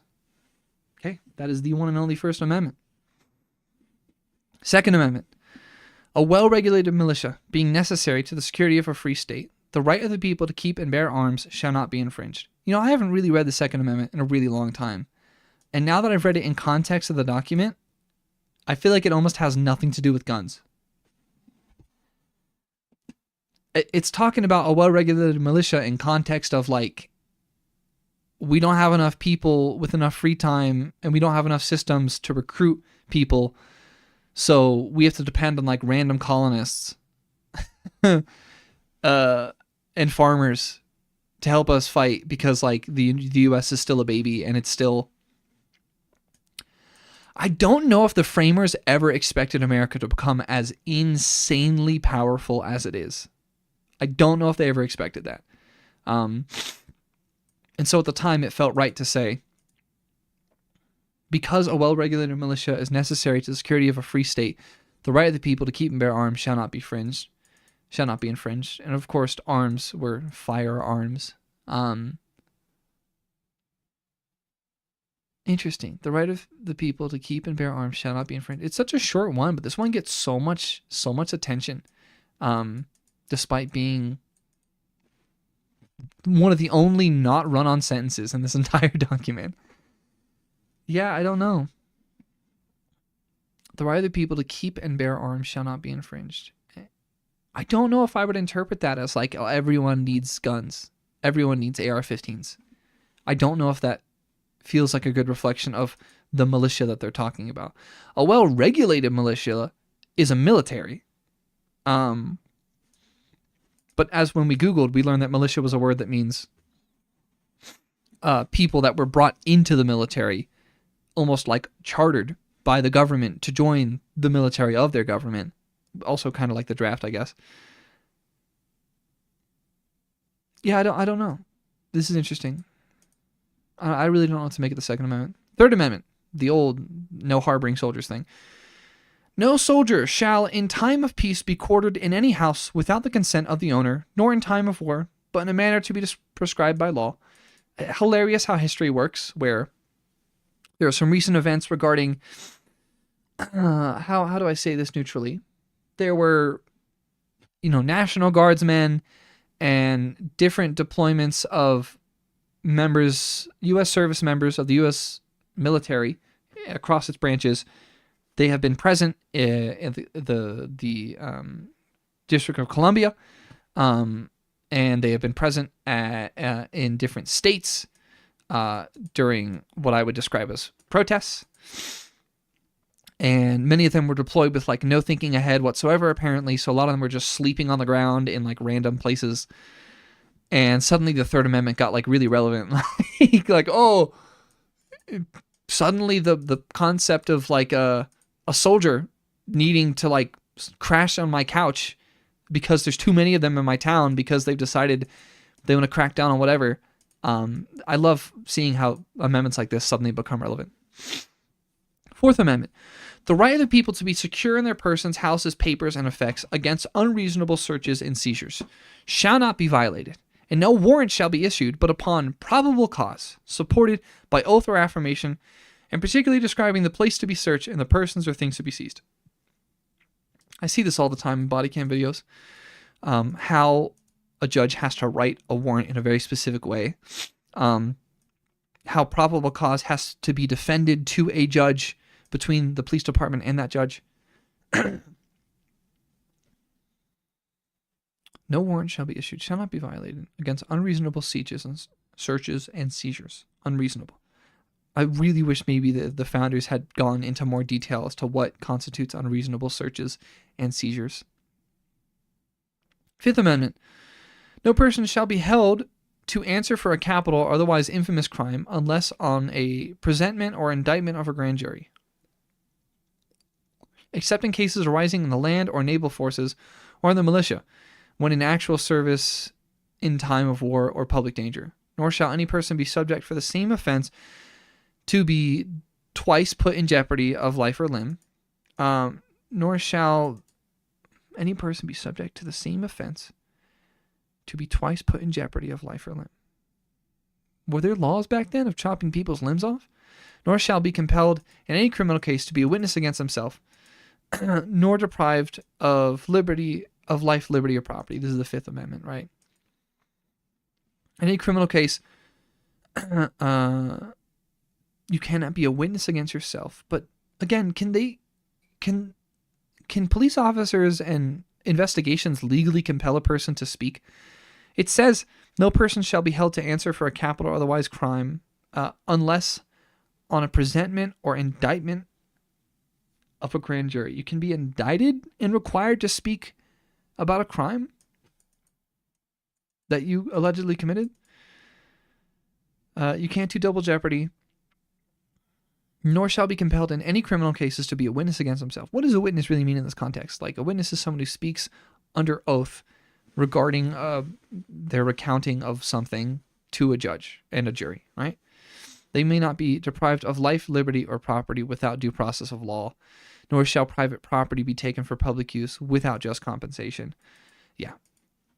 This kind of gets us back into the original, not the original, but like the practical use of the Constitution.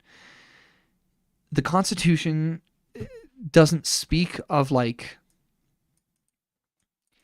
it only speaks in this context based on Supreme Court precedent. No person shall be held nor shall any person be subject to the same offense. Nor shall any person be subject to the same offense, nor shall any person be compelled in any criminal case to be a witness against themselves, nor shall any person be deprived of life, liberty, or property without due process of law.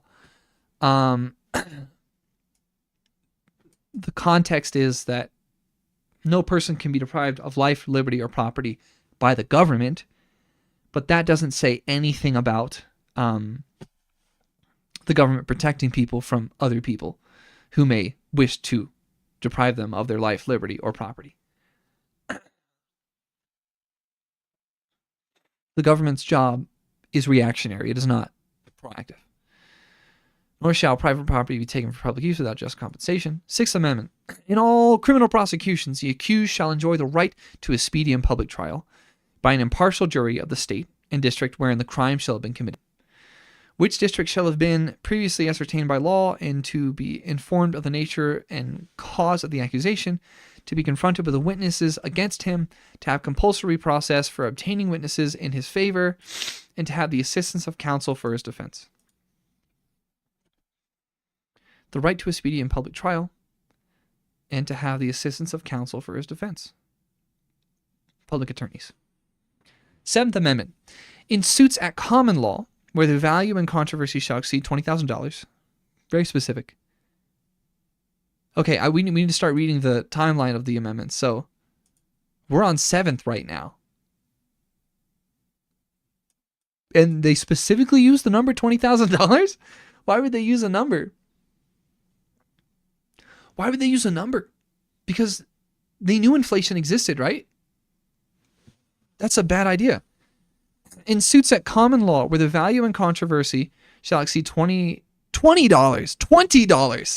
Wait a minute. I read that as 20,000.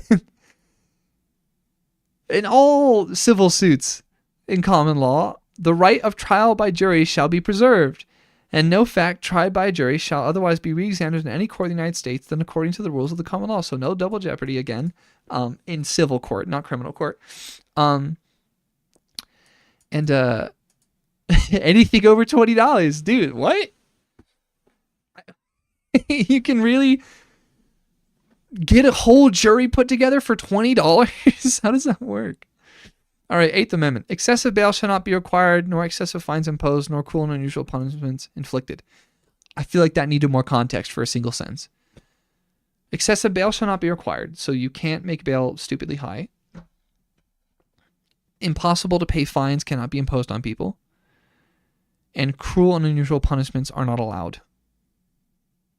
That's a really short and important. There's so many of these, and this happens so many times in documents and legislation, that there'll just be this random short thing that like says something massive and it doesn't elaborate and it doesn't give more context. I don't like bail like as a concept. It's almost like admitting that like the judicial system and the justice system is extremely flawed. Well, there's a way to get out if you can afford it. Why? How does that work? Ninth Amendment. The enumeration in the Constitution of certain rights shall not be construed to deny. Yeah, this is the... Right, just because something is in the Constitution, we are not to think that that means other rights are less important or denied just because they aren't in the Constitution. And it's, also the order of the amendments in order. We're not specifically supposed to think that first is truly the most important. It is kind of, but them being numbered as rights, as amendments, is not to be understood to say, hey, this is important or this isn't important. It's just this is what we wrote down. Okay, the powers... Okay, and this is the federalism. I think, I've been wanting to Google it. What is federalism? Someone tell me what federalism is.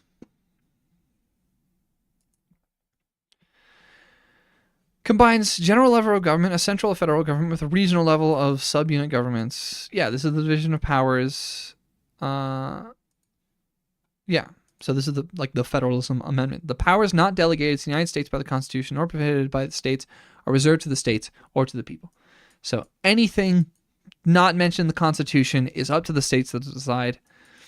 We are now done with the Bill of Rights, all of which was proposed and completed, in 1791, proposed in 1789, took a couple of years and some change. We are now on to the 11th Amendment. I will start checking every amendment in order just to learn its kind of timeline. 11th Amendment. The judicial power of the United States shall not be construed to extend to any suit in law or equity, commenced or prosecuted against one of the United States by citizens of another state or by citizens or subjects of any foreign state. Huh? Against one of the United States by citizens of another state or citizens of subjects. Construed to extend to any suit in law or equity. Wow, I actually do not understand this entire amendment. That's an issue. I'm going to need the... Where's the one? The annotated one. There we go. Yeah, give me the 11th Amendment explained. So... I have a feeling these are resources that would just be used in a literal classroom. I can kind of tell, like, oh, this is something the students would be given. Even though it is kind of higher level. Why are we not loading Constitution of Congress? Here we go.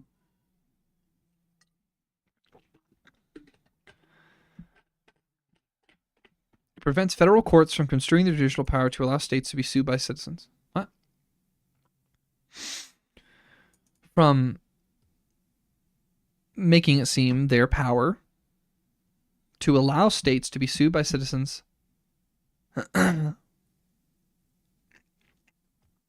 court allowed a suit by a citizen of Southern Carolina to proceed against the state of Georgia. Uncertainty of the reach of federal jurisdiction powers. Oh, it's saying, okay, now that I know that, I'm going to read it again. The judicial power of the United States shall not be construed to extend to any suit in law or equity, commence or prosecuting against one of the United States, one citizen, one of the United States by citizens of another state or by citizens. Okay, you can't sue states that you aren't part of. Okay, got it. That took a bit of thinking, but I did get it. So that was in 1795. We're not even in the 1800s yet. Okay. Next up, 12th Amendment. The electors shall meet in their respective states and vote by ballot for president and vice president. Okay. One of whom, at least, shall not be an inhabitant of the same state with themselves. They shall name in their ballots the person voted for as president, and in distinct ballots the person voted for as vice president, and they shall make distinct lists of all persons voted for as president, and of all persons voted for as vice president, and of the number of votes for each, which lists they shall sign and certify and transmit sealed to the seat of the government in the United States, directed by the President of the United States. The President of the Senate shall, in the presence of the Senate and House of Representatives, open all the certificates. Okay, this is from earlier. The person having the greatest number of votes for president shall be the president, if such number be a majority of the whole, and if no person has a majority, then from the persons having the highest numbers not exceeding 3 on the list of those voted for as president, the House of Representatives shall choose immediately by ballot the president. But in choosing the president, the votes shall be taken by states. The representation from each state having 1 vote, a quorum for this purpose shall consist of a member or members from 2/3 of the state, and a majority of all states shall be necessary to a choice. Okay, now what is this? The 20th Amendment then kind of amended an amendment? Okay.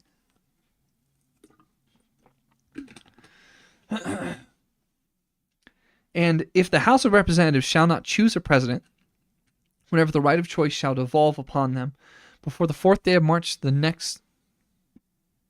March next following, then the vice president shall act as president temporarily. And in the cases of the death of other constitutional disability, the president. Okay? The person having the greatest number of votes as vice president shall be the vice president. If such numbers be a majority of the whole number of... I feel like this isn't relevant at all because people just run with vice presidents now. Because didn't we have this issue where you could accidentally have a vice president from an opposing party be the vice president under a president that they have different campaigns and parties for? The Senate shall choose the vice president. A quorum for the purposes shall consist of 2/3 of the whole number of senators, and a majority of the whole number shall be necessary to a choice. But no person constitutionally ineligible to the office of the president shall be eligible to that of vice president of the United States. All right, next up, 13th Amendment. Okay, so the 12th is the one that physically fixes what I just read about. That's what I was getting from it. Okay. The 12th Amendment says, no, you're just elected with the president. We're not doing this thing where you're a runner-up anymore. Yeah, because that happened one time and it was awkward. Okay, 13th is slavery. And we have jumped crazy far. It was 1795 for the 11th, 1804 for the 12th. So, a decade went by, but...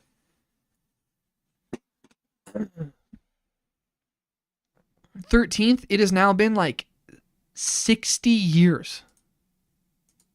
13th Amendment, Section 1. Neither slavery nor involuntary servitude, except as a punishment for crime. Still whack that slavery is legal in the United States if it's criminal. Whereof the party shall have been duly convicted, shall exist within the United States, or any place subject to their jurisdiction. Section 2. Congress shall have power to enforce this article by appropriate legislation. So, yes, slavery is done for. We're done. The amount of fighting and death and suffering and agony and loss of human life that was required to get this amendment to pass is insane. But hey, that's the point of history, right? You get to look back, you get to say, okay, something changed. Progress was made. But Jesus, there was some time before this amendment finally passed. All right, 14th Amendment. We are now in 1868, only 3 years later for the 14th. Oh yeah, this is the what is this called? The naturalization clause. I don't know what this is called. Section 1. All persons born or naturalized in the United States. Oh, this is the Equal Protections Clause. All persons born or naturalized in the United States and subject to the jurisdiction thereof are citizens of the United States and the state wherein they reside. No state shall make or enforce any laws which shall abridge the privileges or immunities of citizens of the United States, nor shall any state deprive any person of life, liberty, or property without due process of law. So states are not allowed to violate due process, as of the 14th Amendment, to citizens. So, nor shall any state deprive any person of life, liberty, or property without due process of law, nor deny to any person within its jurisdiction the equal protections of the law. Super relevant in Castle Rock versus Gonzalez. I thought that they had a very good I thought they had a great argument to say that due process was violated in that case, but of course, that is not what the Supreme Court ruled. Section 2. There's so many sections of this amendment. Section 2, representatives shall be apportioned among the several states according to their respective numbers. What a weird thing to have on the fort. This feels unconnected, but okay. Representatives shall be apportioned among the several states according to their respective numbers, counting the whole number of persons in each state, excluding Indians not taxed. But when the right to vote at any election for the choice of electors for Vice President and President of the United States, representatives in Congress, the executive and judicial officers of a state, or the members of the legislature thereof, is denied to any of the male inhabitants of such state, being 21 years of age and citizens of the United States. What did I just read? Voting age used to be 21. Okay.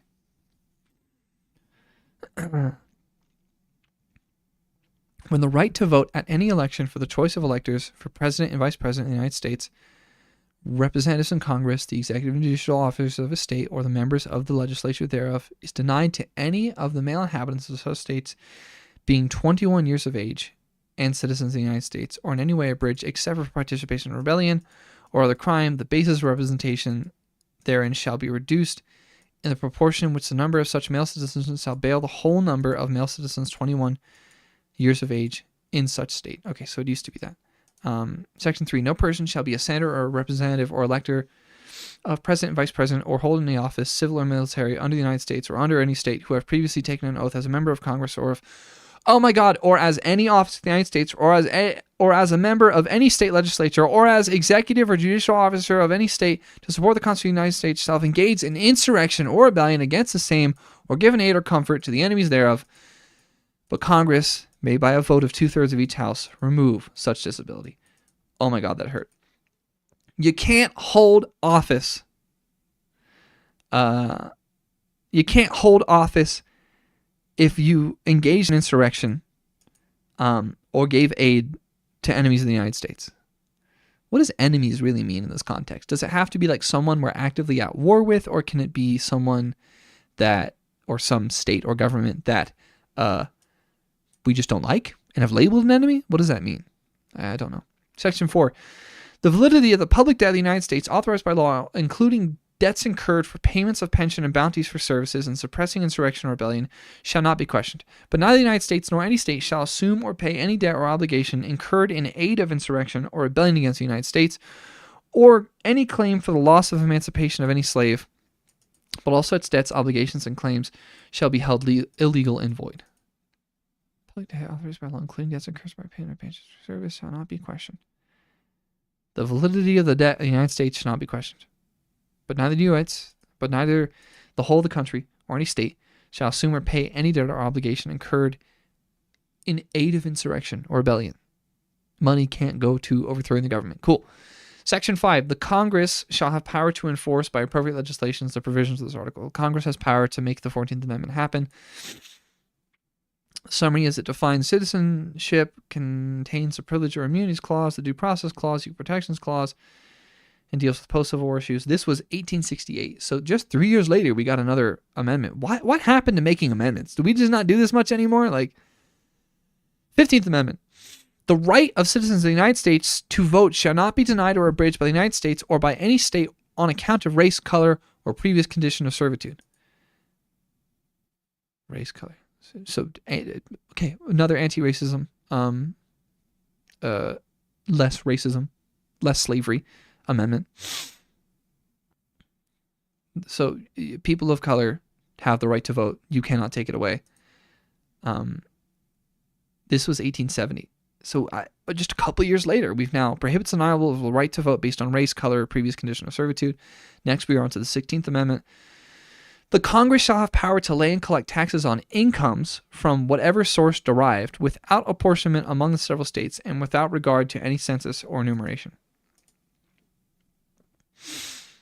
Congress gets to decide taxes. That's what I'm seeing. This was 1913. So we've now jumped like 40 years, 43 years.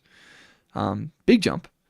Permits Congress to levy an income tax without apportioning it among the various states or basing it on the census. Income tax can just be written by Congress. Got it. Okay. Oh, a second one in the same year, huh? The Senate of the United States shall be composed of 2 senators from each state, elected by the people thereof for 6 years, and each senator shall have 1 vote. This was in 1913, is when we decided this. The electors in each state shall have the qualifications. We've read this before. When vacancies happen in the representation of any state in the Senate, the executive authority of such state shall issue writs of election to fill such vacancies, provided that the legislature of any state, we've read this. This amendment shall not be construed to affect the election or term of any senator chosen before it became valid. In 1913, we put together the establishes the direct election of senators by popular vote. Yeah, we vote for senators instead of it being, how was it done before? I actually don't know. 18th. So that was 3 years later. I'm noticing it seems like we only do amendments when things are bad.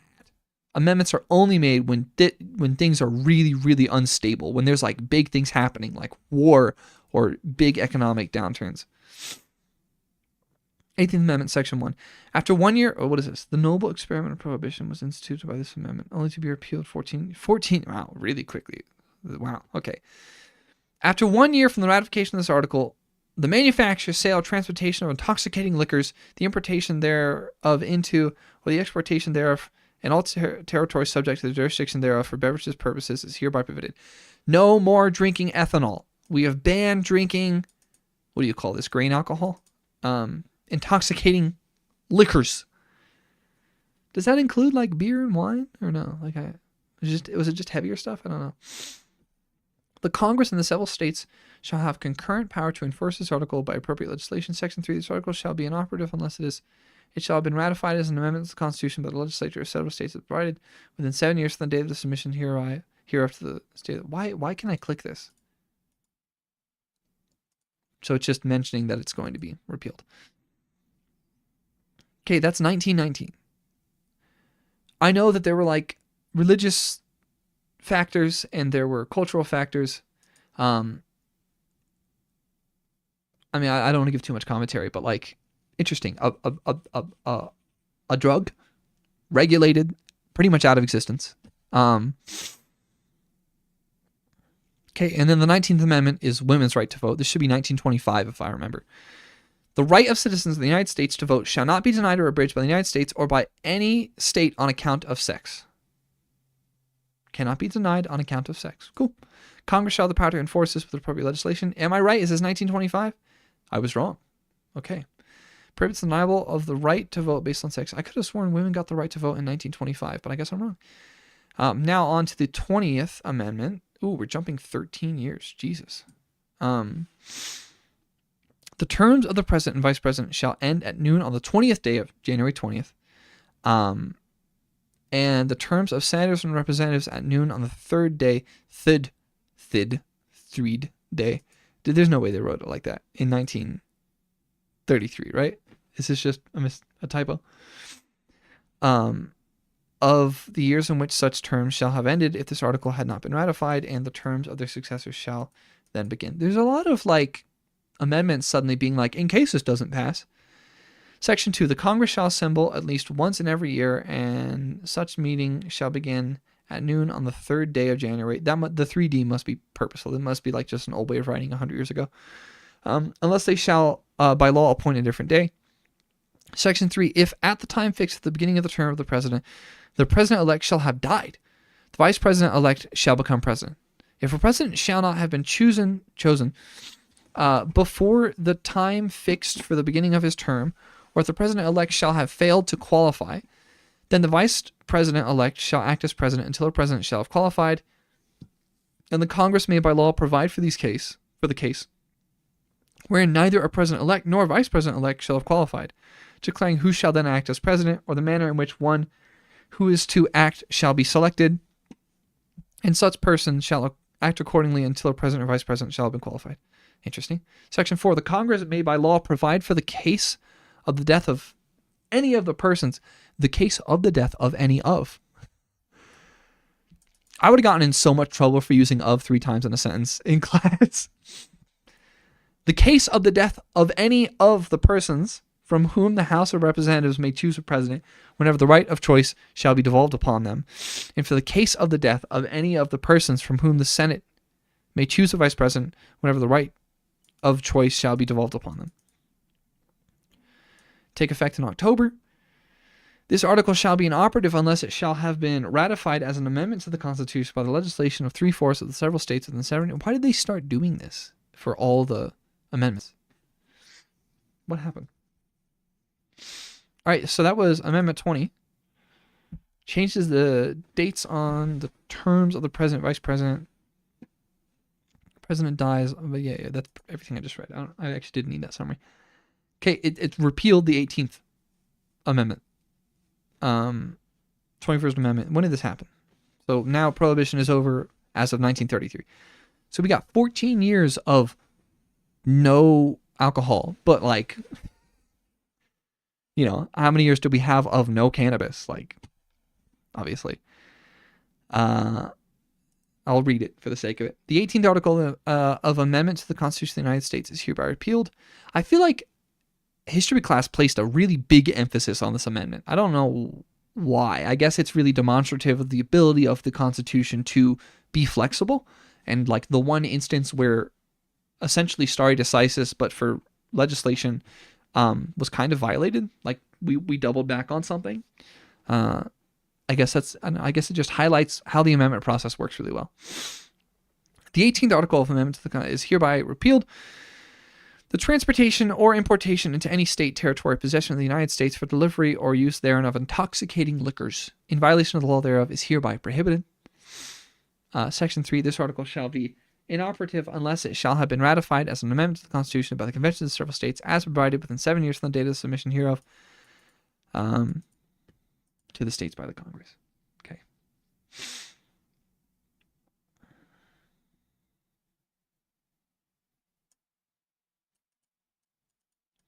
Well, yeah, so, but it also said there are going to be laws for like how we regulate it being moved around. That's interesting. All right, we are now in 1951. That is a pretty big jump. Second World War finished up in like 1921, 1919, 1917. First World War wrapped up then. Second World War was in 1945. So we are a few years out of the end of World War II.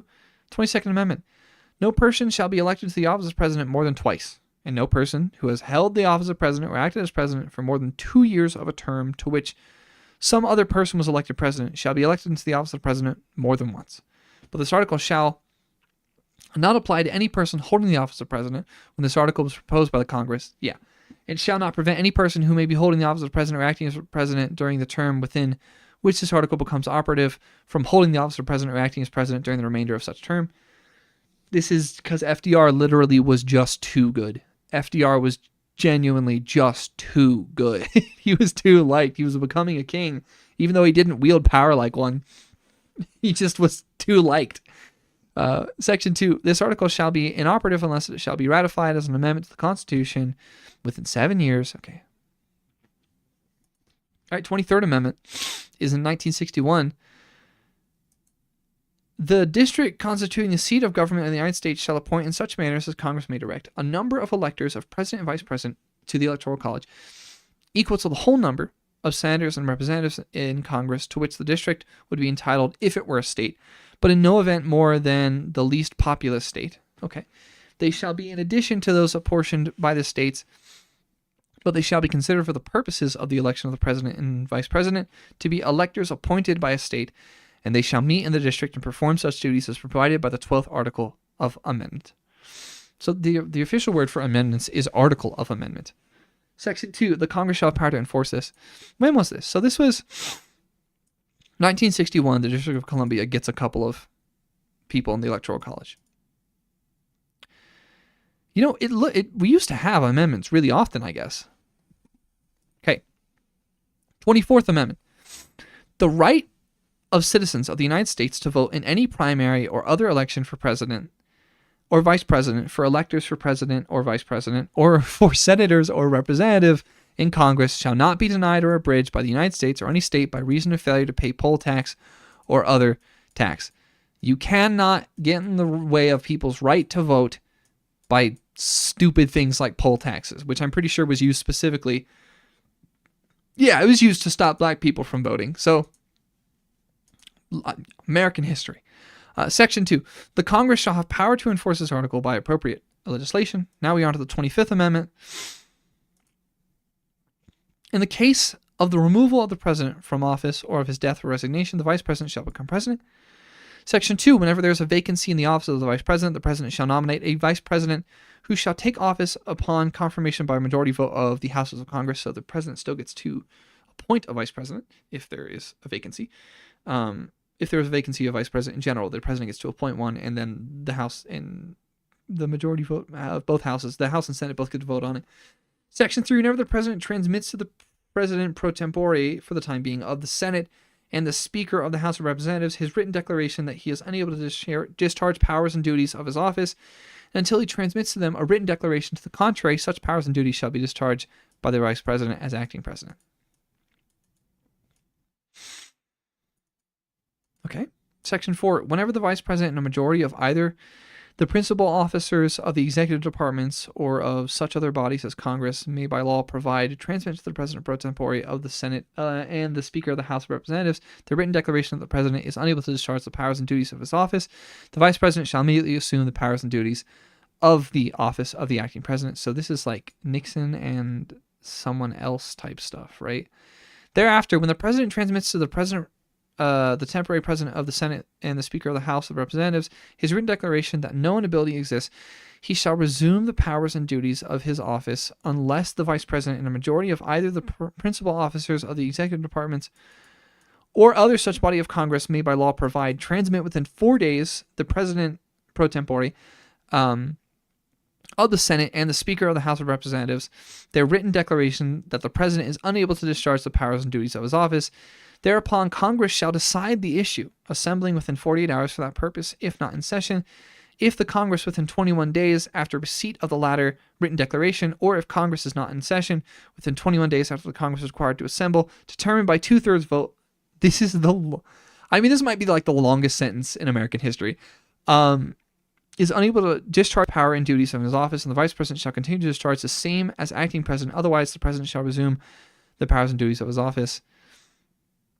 Secession and establishes. Yeah, this was Nixon. There he is. That's the man. Procedures both for filling a vacancy in the office and the vice president responding to presidential disabilities. That is Nixon, right? I'm not tripping, right? Am I? Okay. 26th. Wow. So the 26th is recent. It was in the 70s that we decided you could be 18.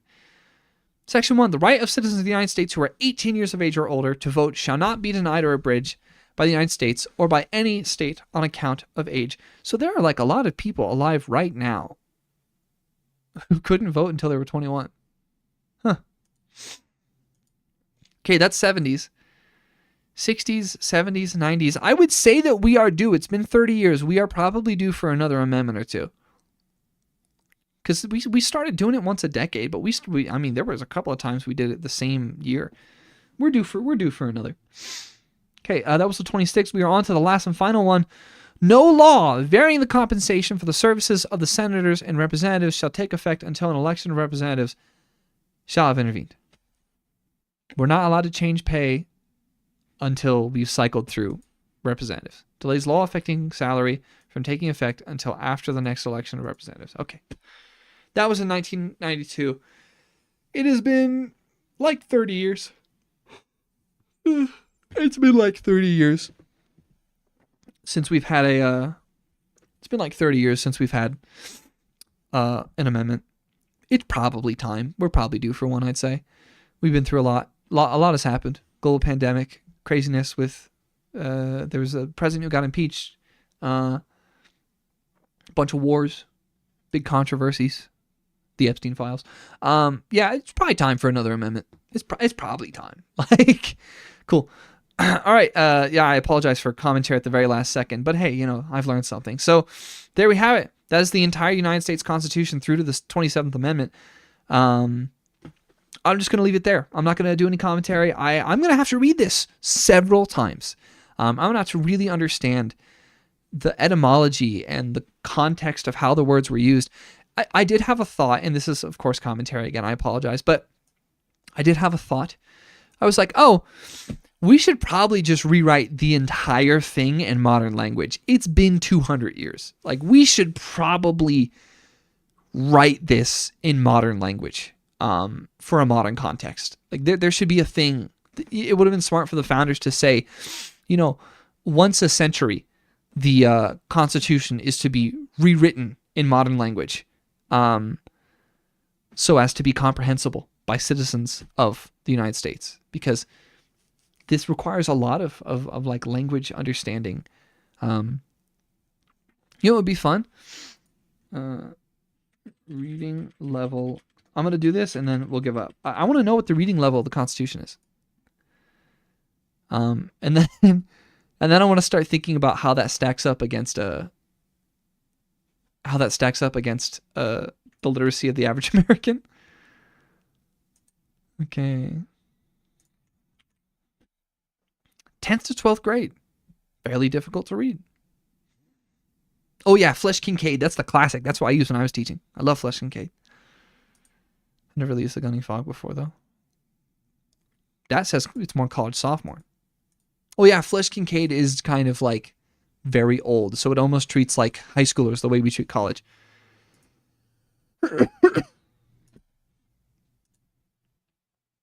Almost all of them say college student. I'd say it seems overall that it's kind of like a college freshman reading level. And then, what's the reading level of the average American? That's its own conversation. All right. With that, I have now finished the stream. I will continue. I'll have to read the Constitution many times. And I'm going to keep learning how to understand its time-dependent language, its old language, and like what was intended by the language, by the framers, because this is interesting. It's worth knowing. It keeps us aware. Everyone should read this, even if it's difficult. Maybe you don't have to read it aloud like I did, though. Okay, bye. That's the whole stream. Take care. Goodbye.